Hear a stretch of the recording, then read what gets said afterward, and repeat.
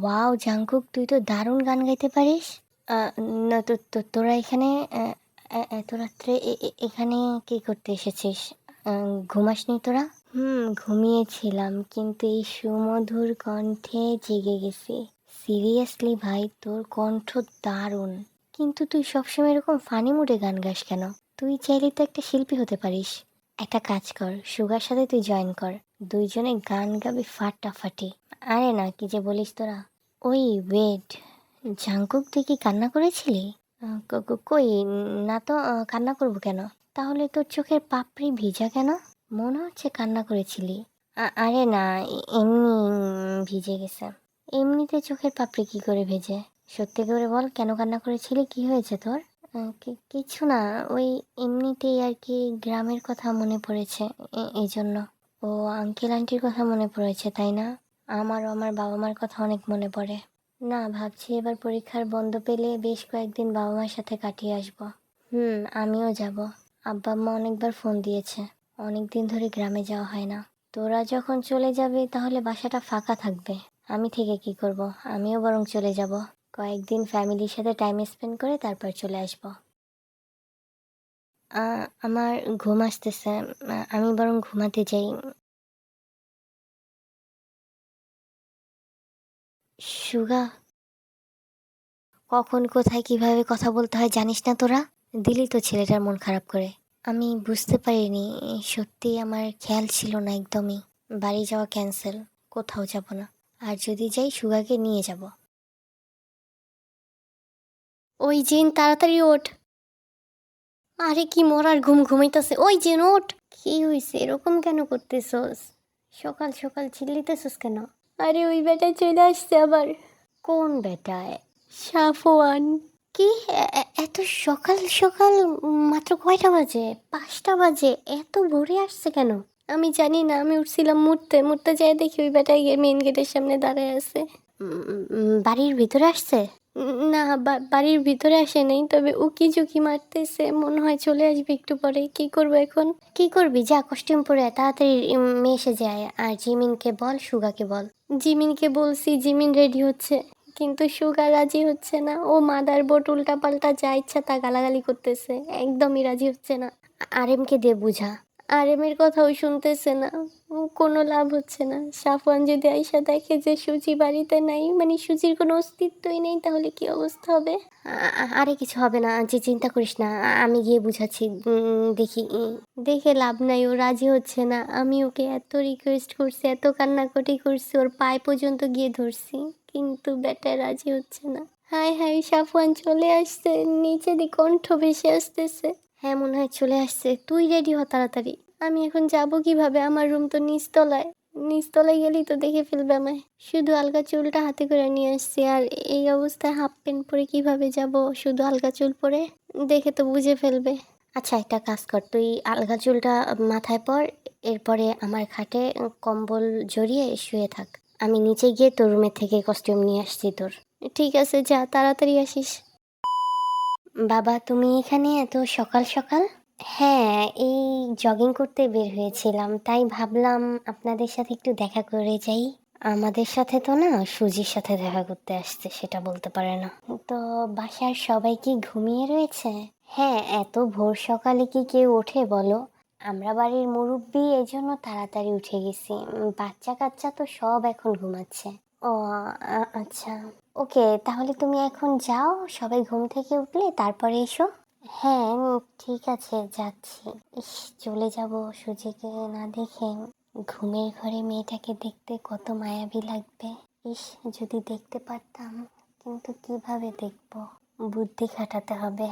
আর এই বাড়িতে আসলে প্রত্যেকটা লোক আমাকে তাড়ানোর জন্য ব্যস্ত থাকে। না সাফওয়ান, কিছু একটা ভাবতে হবে। আজকে তো আমি আমার মায়াবতীকে দেখবই। আজকের দিনটা শুরু করব আমার মায়াবতীকে দেখেই। কি হলো বাবা, কি এত ভাবছো? যাও, ওরা ঘুম থেকে উঠলে আমি ডেকে আনবো তোমাকে আবার। হ্যাঁ আন্টি, যাচ্ছি। তো আরেকজন আন্টি কোথায়? ওই যে ওদিন যে ঝগড়া করলো, ঝগড়া মুডে ছিল যে আন্টিটা? ওই আন্টি কোথায়? কি ব্যাপার, সুজিকে রেখে জেহবের কথা বলতেছে কেন? হায় আল্লাহ, এখন কি সুগার পাশাপাশি জেহবকেও পছন্দ করে এই বেটায়? এই বেটার তো ক্যারেক্টার খারাপ। ভাই, আমাকেও সাবধানে থাকতে হবে, কখন জানি আমাকেও পছন্দ করা শুরু করে দেয়। কি হলো আন্টি, ওই আন্টিটা কোথায়? ও, জেহবের কথা বলছো? না, ওই আন্টির নাম মনে হয় জবেদা। ও হ্যাঁ হ্যাঁ, ভুলে গেছি। জবেদা, হ্যাঁ। জবেদা তো ঘুমাচ্ছে, ওর রুমে ঘুমাচ্ছে। এখনো ঘুমাচ্ছে? আপনি না বললেন বাড়ির সব মুরব্বীরা উঠে গেছে? হ্যাঁ, উঠে গেছে। উঠে গিয়েছে, ফ্রেশ হয়ে আবার একটু শুয়েছে, কোমর ব্যথা করছে তো এই জন্য আর কি। হ্যাঁ হ্যাঁ, কি বলেন আন্টি, কোমর ব্যথা করছে অথচ ডাক্তার ডাকেননি? কি হয়েছে, চলেন আন্টির রুমে চলেন, আন্টিকে দেখবো। সবাই বলে আমরা নাকি ওভার অ্যাক্টিং করি, আর এই বেটা তো পুরো ওভার অ্যাক্টিং এর ডিব্বা। না বাবা, এত সকাল সকাল ডাক্তার কোথায় পাবো? আর তেমন ব্যথা না, ওই বয়স হয়েছে বুঝো না, ওই ব্যথা। হ্যাঁ, বুঝতে পেরেছি, চলেন আন্টিকে দেখবো। গেছে। এই সুগার পাশাপাশি আমি জিহবেরও পছন্দ করা শুরু করে দিছে। কি হলো আন্টি, চলেন। হ্যাঁ হ্যাঁ, যাচ্ছি, চলো। ওই তো, ওই তো ওর হাজবেন্ড চলে এসেছে। ভাইয়া, ভাবিকে একটু ডেকে আনেন। এই ভাইয়াটা, সরি, এই বাবাটা দেখবে, মানে এই ছেলেটা দেখবে আপনার বউকে। সে নাকি অসুস্থ, এই জন্য দেখবে। না, আন্টির আসতে হবে না, আমিই যাচ্ছি। আন্টি অসুস্থ শরীরে কেন আসবে, আমি বরং রুমে যাচ্ছি। না, রুমের ভিতরে তো জেহব নেই, মানে জোবাইদা নেই, জোবেদা নেই। রুমে নেই, তাহলে কোথায় গেছে? কোথায় গেছে, কোথায়? ও হ্যাঁ, মনে পড়েছে, আমি জিনের রুমে যেতে দেখেছিলাম, মনে হয় জিনের রুমে গেছে। ও, তাহলে চলেন জিন আঙ্কেলের রুমে যাই। জিন, জিনের রুমে কেন যাবে? কস্টিউম পরা আছে কিনা কি জানি। কিসের কস্টিউম? শালীর নাতি তো কট খাওয়ানোর জন্য এক্সপার্ট থাকে সবসময়। কিছু না, কস্টিউম মানে হচ্ছে এমনি, ওই স্লিপ অফ টাং চলে আসছে আর কি, ভুলবশত বলে ফেলছি। তুমি এখানে থাকো, আমি আমার স্ত্রীকে ডেকে আনছি। না আঙ্কেল, আপনি যে শুধু শুধু ডাকবেন কেন, আমিও চাই, চলেন। রিদওয়ানের কাছ থেকে তো শুনেছি জিন আঙ্কেলের পাশের রুমে সুজি থাকে। ভালোই হয়েছে, এই সিলাই সুজিকে দেখে আসবো। না, তুমি আবার শুধু শুধু এতগুলো সিঁড়ি বেয়ে কেন যাবে? আমি যাচ্ছি, ডেকে আনছি। না আঙ্কেল, এতগুলো সিঁড়ি বেয়ে আন্টি কোমর ব্যথা নিয়ে কেন নিচে আসবে? আমিই যাই, চলেন। তুমি কেন যাবে? আমি যাই না বাবা। কেন, আমি গেলে কি সমস্যা হবে? আপনারা সবাই কেমন জানি করেন আমাকে দেখলে। আপনারা কি বিরক্তি বোধ মনে করেন? না না না, কখনোই না, কি সব বলো। ঠিক আছে, চলো, তোমার বাড়ি ঘর, তুমি যাবে, চলো। আল্লাহ জানে আজকে কি হয়, শেষ, গেছি গেছি আমি। এমনিতেই আমার মনটা ভেঙে চুরমার হয়ে যেতেছে, তার উপরে যদি এখন এই ব্যাটায় জানতে পারে যে জোবাইদা আসলে জেহব, তাহলে তো আমার মনের সাথে সাথে আমার হাড়ও ভেঙে চুরমার হয়ে যাবে। জামার চেনটা তাড়াতাড়ি লাগা, ওই মক্কেলটা চলে আসবে যে কোনো মুহূর্তে। আরে ট্রাই তো করতেছি, লাগতেছে না, আমি কি করব? তুই চুল ঠিক কর। আমি চুল ঠিক করছি, চুল ঠিক আছে, তুই চেন লাগা তাড়াতাড়ি। বউ, আমার সহধর্মিনী, দেখো কাকে নিয়ে এসেছি। জি আন্টি, আপনি ভালো? মনে হয় এই টাইমে আসাটা ঠিক হয়নি।